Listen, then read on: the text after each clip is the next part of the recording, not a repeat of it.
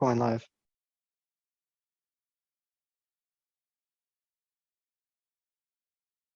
Hello, everyone, and welcome to another episode of Ask Me Anything.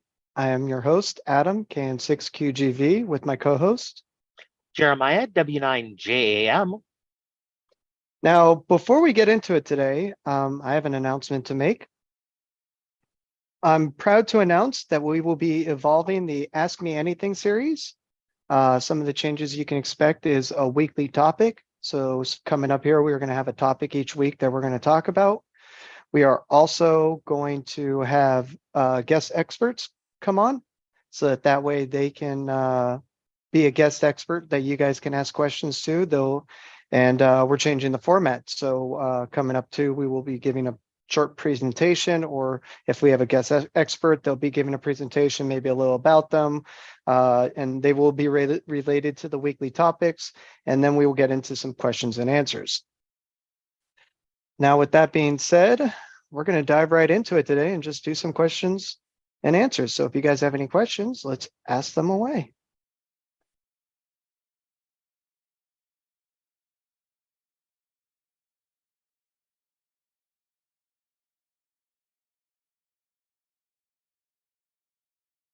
All right. Don't be shy, guys. I see some friendly faces out there. They forget about it, Walter.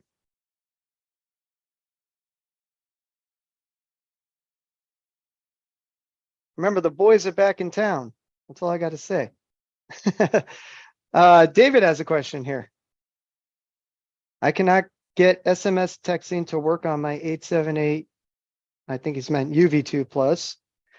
Where can I get more help? Have watched your video. SMS-GTE, I think it's .net or .org. Let me see. SMSGTE.org.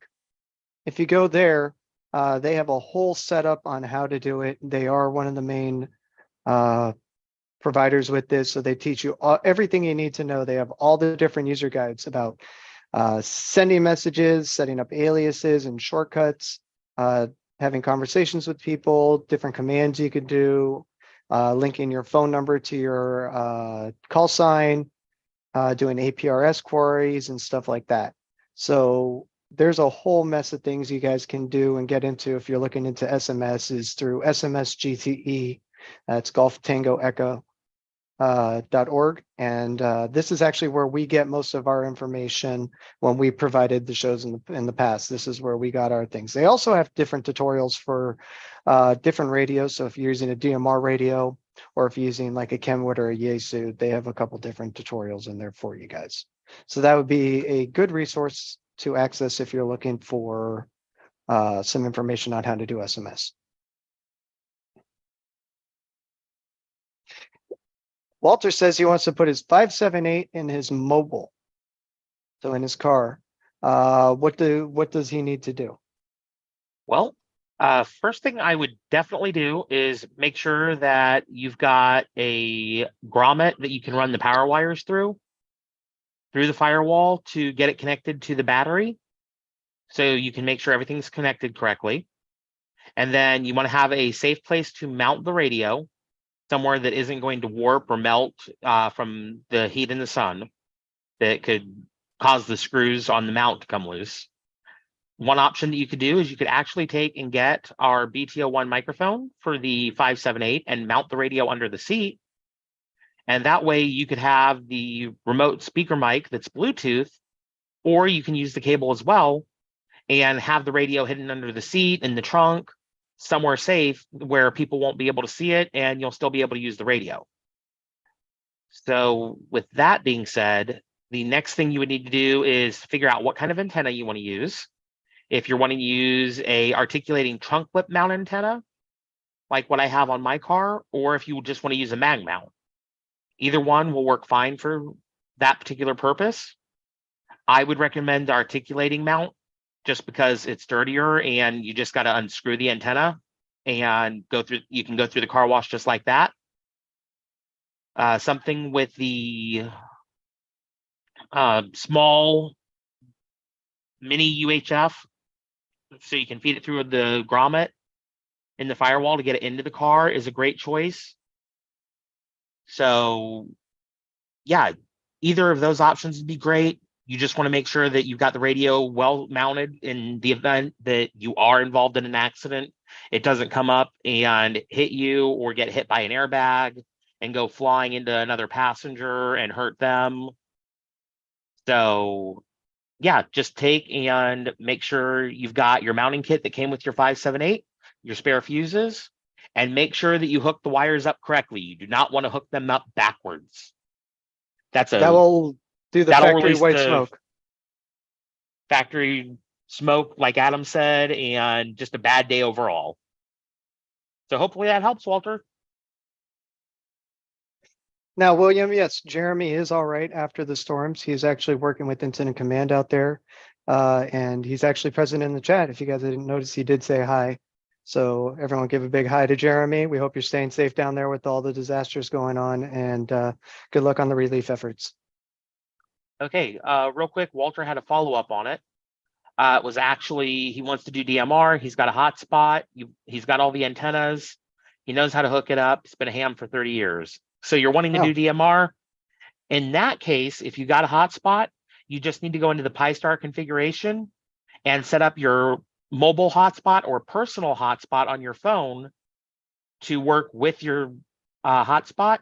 And that will allow you to get on the DMR network and be able to use that. Just make sure that your radio is on low power. You don't want to fry the modem board in your hotspot. So yeah, actually, if you're a member of BC Plus, you can watch our BCU live stream on Tuesday nights, and we will actually be covering that this upcoming Tuesday on how to add the personal hotspot or mobile hotspot, depending on what your phone calls it, to your SkyBridge. And that will apply to any hotspot running Pi-Star. So not just the SkyBridge, but any hotspot running Pi-Star. Now, Eric has a question here. I have a UV878, I think the Plus. Can I convert that code plug to a new version of the 878 without having to do a new code plug? The answer on that one is yes. Because it's a 878 UV Plus, you can actually do the tool export the code plug, save the list file, and then go to tool import and excuse me, go to tool import on your 878 UV2 Plus software, select that list file, and you'll be able to import your old code plug right into your 878 UV2 Plus. And we do have videos here on YouTube as well that you can watch that shows that process. And I think still got to talk to Adam about this, but maybe one day we can actually take and do that for BCU Live to show people how to export and import their code plugs for not only the 878, but the 578. We can add that to the list. That'd actually be a good one. That's one we actually get questions about a lot. So, all right, next question. Let's see. Here's Mike. Yeah, I recently updated the firmware on my SkyBridge. I also updated the Linux, which I think wiped out the software for the bridge. Is there a place I can reflash the SD with the software? Yeah. Go ahead, Adam. You can actually go to pistar.uk and download the latest version of the software. Use their like Raspberry Pi imager, re-image your SD card, micro SD card, plug it back into your device and start it up. And then actually, if you, well, if you're BC Plus member, you have access to it. Actually, this week, a couple days ago, we just went over pretty much the whole configuration of that. We do have some videos on YouTube from the past of us doing that. There might be some changes and updates, but you would just have to go through the whole configuration again and setting it up bit by bit, and it would just take maybe 15 minutes. If you get as good at it as one of us is, because we constantly get updates and experiment with new things on our sky bridges. We can probably do it in what, like 5 to 7 minutes total from the time the card's done rewriting to the end. Yeah. It's not too difficult of a process. It's just making sure you put in the right information where it goes and setting it up properly the first time.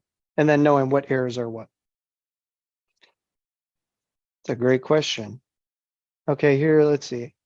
Approximately how far from my SkyBridge can I get without losing connectivity to the hotspot? If the hotspot is on Wi-Fi, what is the distance change if there is hardwired by Ethernet? Well, no matter what, Richard, first off, based off of Wi-Fi technology and wired technology, unless it's running Wi-Fi 6, which these aren't, you're not going to, wired is always going to be a better connection. You are limited with speeds on wireless with these devices. So you might get 700 megs wireless while you can get maybe a gig wired. So keep that in mind, number one. Two, the distance you can get from your hotspot with your radio. I've gone pretty much down to each side of the end of my block, and that's where I just lose it. I could probably hit it, but the further and further I get away, because it is only a 0.5 milliwatt, it probably would not hit me. So you're looking at a small range. However, if you're in a warehouse and you have it up high, it's going to cover a lot more of an area than it is if it's just in your office or in your house. The other thing to So remember is the outside of your house, what the construction material is made out of. correct. Because if it's stucco, you're going to have that metal mesh underneath the stucco, and it's going to act like a Faraday cage. Lath. So it can. It's lath. That's what it's called. Oh, okay. It's going to act like a Faraday cage, and it can affect the signal getting out or into the house as well. Now, if you're using it in the car, I would say, because there's so many windows in the car, probably maybe half a block to a block. I wouldn't leave it plugged in though, because you don't want to run your battery down after several hours of use at the park. But yeah, the signal or the reception distance and transmit distance on the SkyBridge is going to be based on a lot of variables. The best I've seen so far is 1.5 blocks, 2 blocks, and that's what one of my friends did, because they had a multi-story house and they just put it up in the top floor, and they were able to use it all throughout the house and all the way down to the end of their block and halfway over to the next block. So that's what they were able to do. So yeah, elevation plays a big part into it as well. Now there's a couple continuation questions. One says, how can I extend the range of my SkyBridge? And the other one says, using a higher gain antenna could help too. Using a higher gain antenna on your radio can always help. On the hotspots, there's no need to really upgrade the antenna. It's not going to increase that much more realistically. It's so minute, you probably won't even recognize it. And it's not like it's anything. If you want to get a greater range on them, we are looking into possibly increasing them up to maybe 5 watts, having a couple different versions. But that is all speculation and just talking right now at this time. We actually have to see whether or not it's possible and if we can actually engineer a hat that can do that. So these are just certain things that you can keep in mind. Like Jeremiah said, putting it up at a higher elevation, making sure that you have a good line of sight to it, things like that, that's going to increase the range you're going to get into it. And if you don't have any interference, like building structures or anything in there, like building materials or anything like that, then you will get a better signal. Okay, so Eric, just so you know, if expenses are a concern, we actually do have financing options through Shop Pay and Affirm. So you can actually use that as well. So that'll break up the payments for you, so you can get into that new radio or new SkyBridge, or your new 578 if you want to get a 578 mobile sooner rather than later. So that's always an option as well. To your next question, is anyone coming out with any more versions of the 878? From what we can tell, Anytone is going to take and release a new radio that is going to be similar to the 878. We don't have everything that is spec wise on it yet. We are looking into it, and as soon as we get more information, we will let you know. It does have some significant changes to features. It will have some more features from what we know, but other than that, that's all we know at this time. So It's still in development with them, the new version. They did put some new radios into their catalog pre-ambitiously, and these are still in development and haven't been released. We are working with them to try and get test models so we can even test it out and see how good it is and all that, but there's nothing going on. There's just, it's an idea over there. So it's not anytime soon. It might be last quarter at the end of the year, they might have it, but I can't guarantee that. It's like the Bluetooth, the BTO1, they said it was going to come here. And then next thing we know, we're waiting another 4 months for it. So, and then we're waiting another 2 months after that because they found a bug in the hardware, had to fix it, and then they had to create a new firmware version for the BTO1 to fix the bug in the firmware version. And then they said, oh, we need to also update the baseband as well as the Bluetooth module in the 578, which is why there was the Android issue where you had to use an Android device. That has been since resolved. All new versions of the 578 that we have now, as well as the BTO1, have the latest firmware. So you don't have to mess with any of that. You just have to take and set up your radio, pair your BTO1 with it if you get one today, and you're done. Just load your code plug, put in your favorite repeaters, and away you go. Jeff's question, I know the 878 UV2 Plus can record. Is there a way to get the file of the recording off the unit?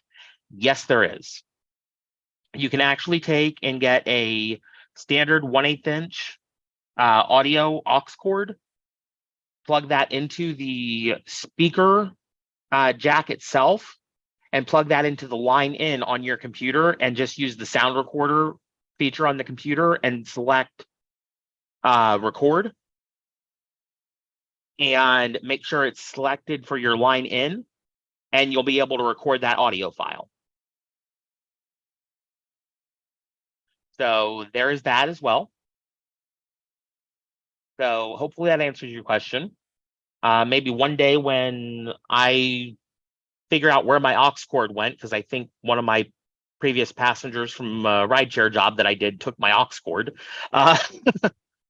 Once I find it or get a new one, I will probably actually record a video for you guys on that, on how to do that. So you guys will be able to see how to do that and apply that yourselves. So you want to take Sam's question, or you want me to go ahead and grab it? You can grab it either or. Okay. He says, I have a older SkyBridge. It has a micro USB connection. Is there an upgrade program to replace the old SkyBridge with a new USB-C connection? Right now, we do not have an upgrade program for that. Now, if something happens to your SkyBridge and the Raspberry Pi board in the SkyBridge is something that can't be fixed, I believe, I have to double check on this, but I believe what they'll do is if they can't get the exact replacement, they will go ahead and replace it with what they have available, which could be the new board. Correct. And we do test all the boards so we could tell if it's man-inflicted, like personally inflicted to try and do that, or if it's actually natural. We do have ways of testing all of that. So be careful with that. Do not try to void your warranty by trying to just upgrade through an RMA. So real quick, everybody who's joined us since the beginning of the show, welcome. Please ask any ham radio related questions that you've got, and we will be glad to answer them for you to the best of our ability. And I'm seeing right now that we've only got 3 likes. So if you like the content and you like us answering the questions, go ahead and mash that like button. It'll help the algorithm and we'll be able to bring you more shows. So go ahead and mash that like button for us. We'd greatly appreciate it. Make sure you're subscribed so you get update notifications of when we're doing an Ask Me Anything again. and you'll be able to get notifications of when we have the new shows with the special guest, the expert in their particular field for that subject, and be able to help you guys out and help increase your knowledge. So we got a good question here. I have a 578 UV3 plus.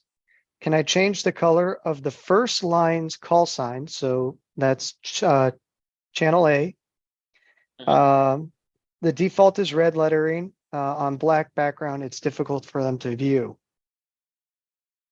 How would All they right. change the colors? In the 578 software, which I actually have up on my computer, so I can tell you the exact step on how to do this. Actually, You would share your go. screen. Oh, that works too. Give me one moment here.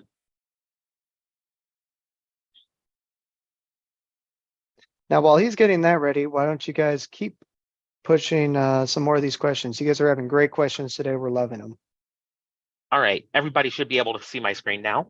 Yep. So what you're going to do is you're going to come over here under common settings. You're going to click optional setting, and then you're going to have several different tabs here. One of them is display. Here is where you can change the colors. For my radio, the last call is set to turquoise and green, and last heard is set to turquoise. So for what you're wanting, I believe the call sign is what you're wanting. That would be the channel name color. So you would come here and you would change it. I like the turquoise and the green because it's easy to see. So the blue is a little harsher to see, but it's still more visible than the red. Yellow would obviously be very bright, so that will help you be able to see that as well. So hopefully that helps answer your question. And here's where you can change all of your different color settings. So you can go in and change all of that. So there's that. And again, to get to that, you go under common settings and then optional setting, and then you click on the display tab.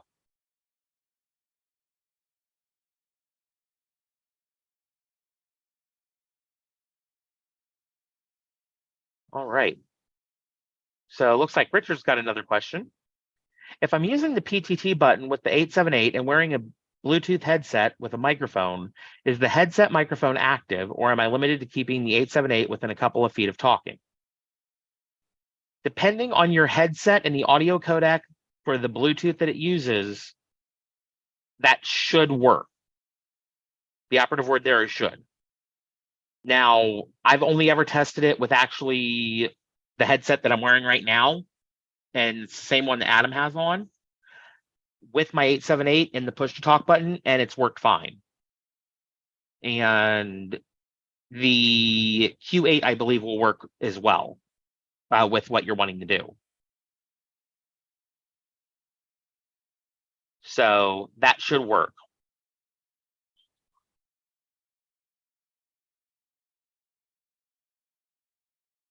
Let's see, Royce has a question. Do you know where I can get a blue car cable for your, okay, the blue cat programming cable? Okay, that is something that we don't have in stock because we don't carry the G90 anymore. What I would suggest is checking the other dealers that sell the G90 and see if they have it under their accessories. You may be able to find one on eBay, but as far as that goes, we do not have those in stock. The other option that you can do is you can actually, if you're trying to get the cat control function working, you can look at some options from Signal Link or DigiRig, or I think it's is it Rocky Mountain Systems or West Mountain? Not 100% sure. Yeah, there's a couple of different companies that make cat control USB boxes that would allow you to take and run the radio. and act as the audio interface to your computer for the G90. I personally use the DigiRig for mine. So I still have my blue cable, which has the FTDI chip in it, but I use the DigiRig for mine for my cat control. You're quite welcome, Royce. Eric, do you have any ideas on what additional features would be good to have on the 878? It seems it is great as it is, unless one can put a hotspot within the radio. That would be a cool feature, but unfortunately, there isn't the space for that. And I don't see Anytone doing that anytime soon. Features that I know you guys have requested was USB-C charging and airband receive. Because if some of you were like me, when I was doing rideshare and waiting for rides at the airport, I would hang out with my radio and listen to the airplanes as they're coming in.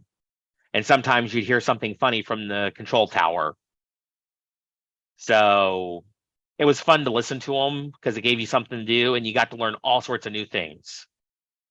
So those are two of the most common features I've heard you guys request.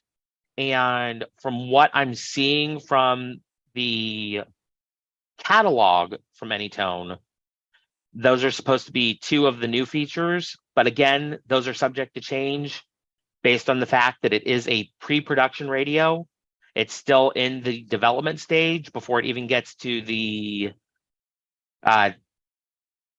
development or pre-production stage before it gets to the full development stage, and then the beta testing stage, and then we've got the product release stage.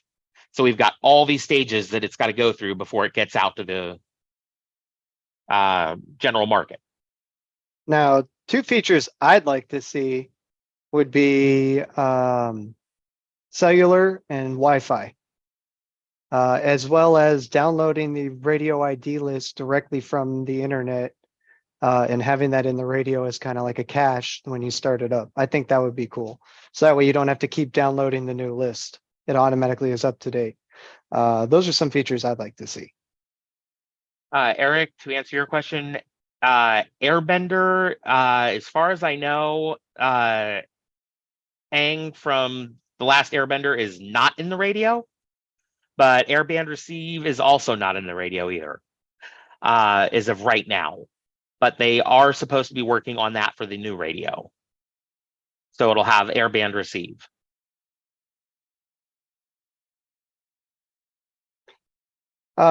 Two things. One, having a problem with the 578 and the BTO1 periodically freezing up on boot up requires disconnecting the power supply to correct the issue. Anyone else having this problem? Jeremiah? Okay. I haven't seen this issue. Let me ask you this, George. Do you know if you ever updated your baseband on your radio and the firmware?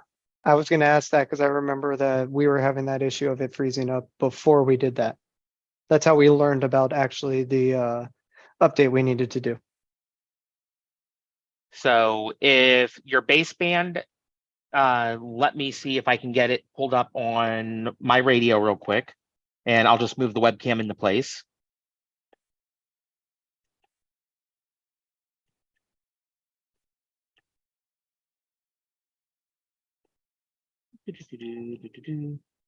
Now, just so Okay. everyone is aware, he is using the BTO1 corded. It can be used also through Bluetooth wirelessly, but you know, some people like it corded. I do use it when I'm up at the front of my car. I use it corded. Sometimes I use it wireless when I'm out and about, using it out of the trunk.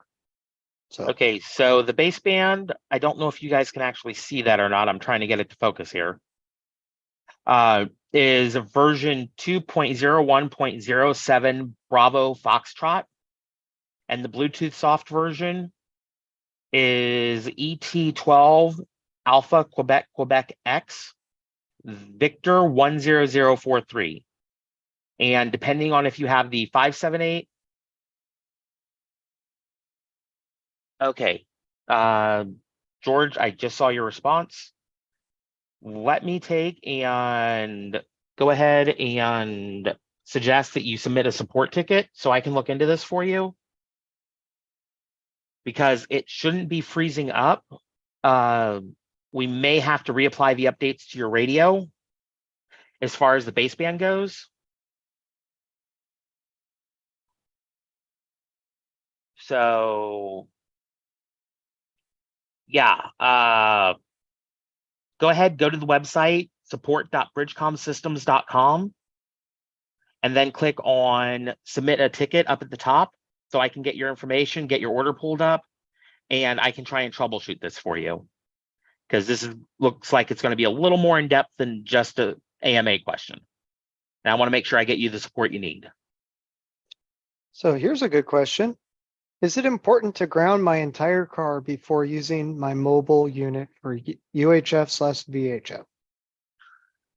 That I would say no, because UHF, VHF is not as reliant on having that ground. It still needs to have a ground, which if you're using your hood, your roof on a magnet mount, trunk lip mount, that should be plenty enough ground.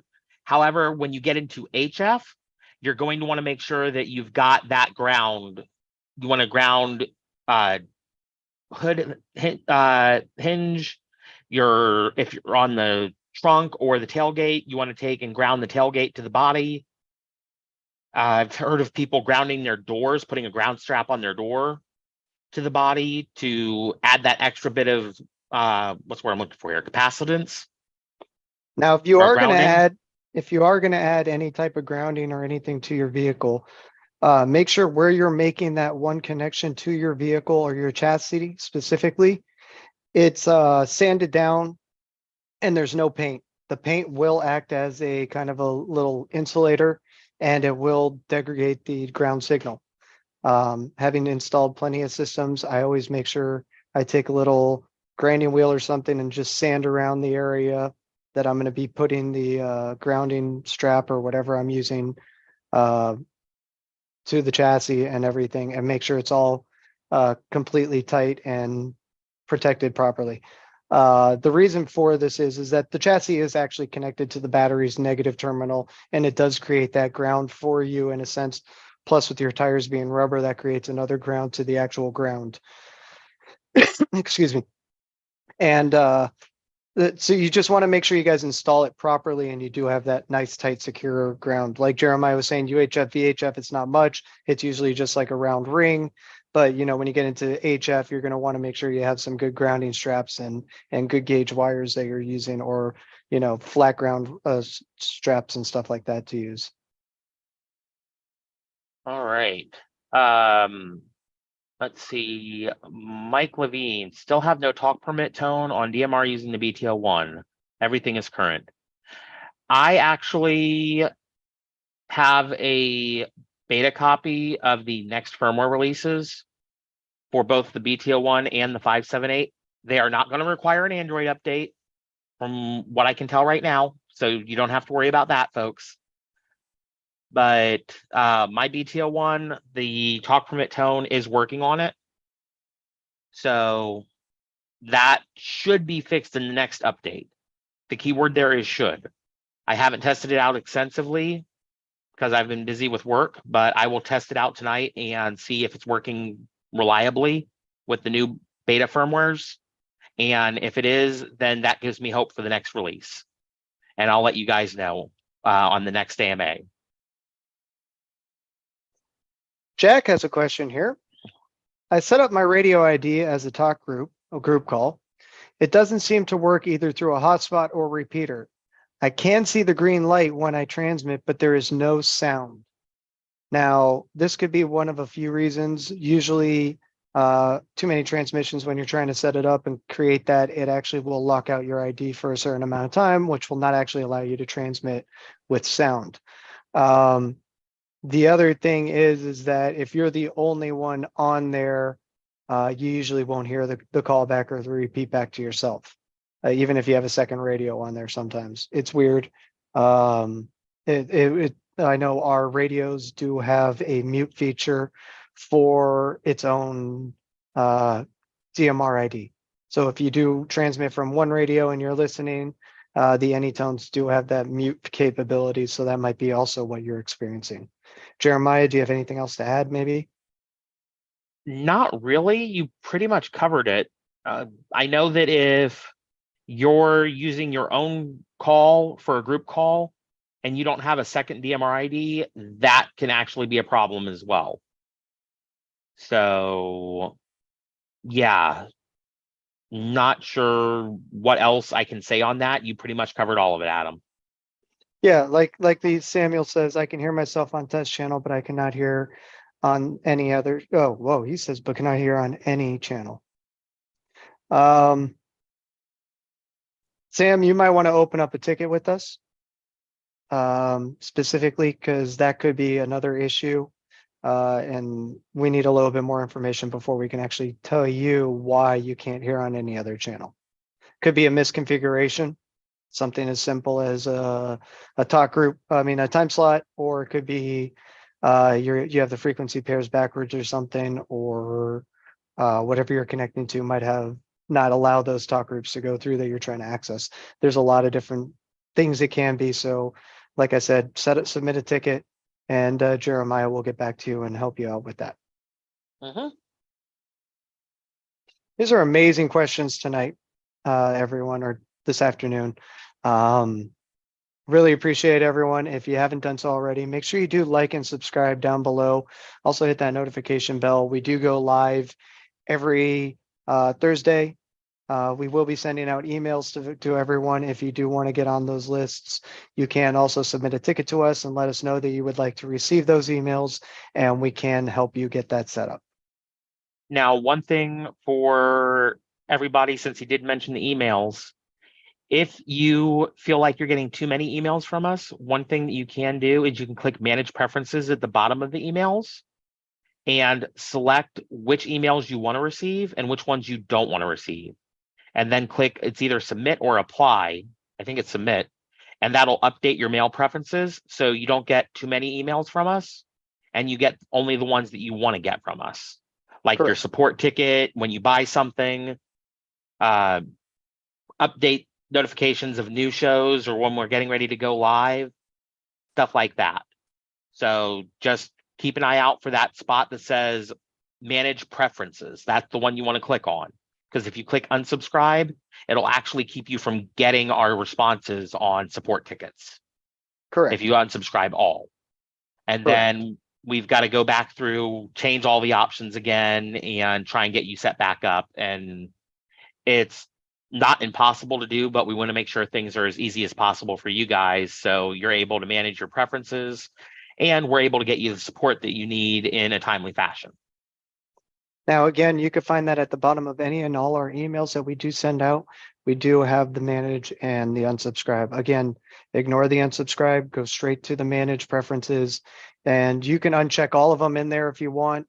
There is a couple I would recommend keeping checked: customer service and one-on-ones. One-on-ones is our sales stuff for information regarding your sales and follow-ups like that. We might actually send you some information like a digital download or something. So if you have those blocked, you will not receive any of that. So those are two that you want to keep open.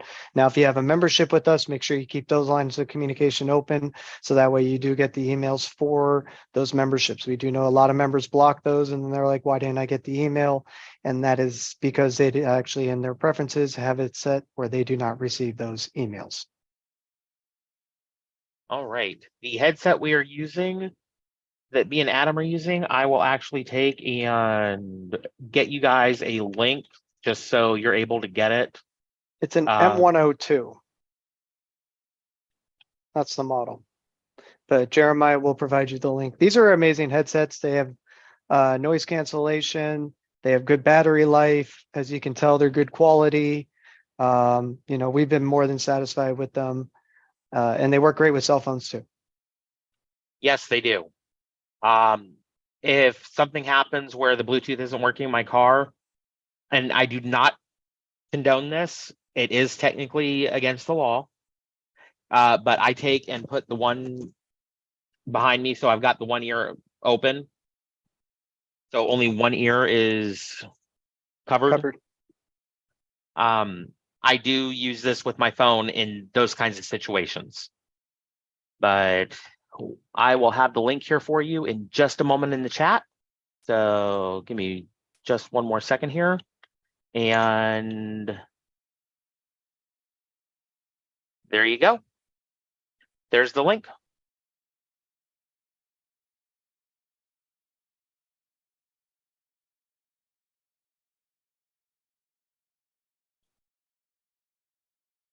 The one thing I will say about the headset that me and Adam are using right now is the standby time, I believe, is, what was it, 140-hour standby time and 36 hours of talk time. Yeah, I actually, I've pretty much charged this once a week at the end of the week, and I use it all week long. So I'm using it for all our meetings. I'm in meetings all the time, Zoom meetings. And then I use it with BCU Live, the AMAs, and all of that. So I charge this headset once a week. It works great for me. Likewise, I usually charge mine twice a week just because I tend to be on the phone probably more. Mm-hmm. So I go through it a little bit more on the battery, but that's the way the cookie crumbles, as they put it. So who's got the next question for us? We'll wait a couple of minutes here. If you guys have no more questions, then we'll end the show. But it is great to see everyone out. We had 130 viewers today, so we are growing it back up. We have, I think, 44 right now concurrent. So we like to thank each and every one of you. We know you guys got to get back to work here soon. So if there are no more questions, we will end it.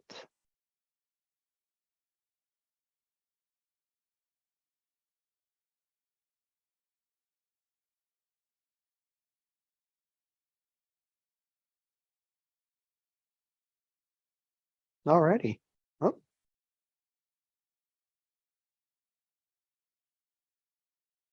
All right, looks like we don't have any more questions right now. all righty. So thank you again to everyone who's joined us today. We are thankful for you guys for being part of our BridgeCom family and submitting your questions and giving us a chance to help you guys. So thank you again. So over to Adam. Again, Jeremiah said it. Thank you to everyone. We hope everyone has a fantastic day. Please stay safe with everything going on. We do know there are a lot of tornadoes touching down and other natural disasters happening across the country. So please, everyone, stay safe. If you guys need some help with disaster kits, please check out our disaster prep workshop. We do have a couple of people that have reached out to us and said that the disaster prep workshop actually helped them and made sure that they were prepared and that they were actually safe now due to the information we were able to give them because the tornadoes hit out of nowhere. So check that out if you haven't already. And thank you guys for coming out. We hope that you guys enjoy this series, and we'll catch you guys on the airways. I'm Adam, KN6QGV, signing off with my co-host. Jeremiah, W9JAM, 73 is everyone. 73, y'all.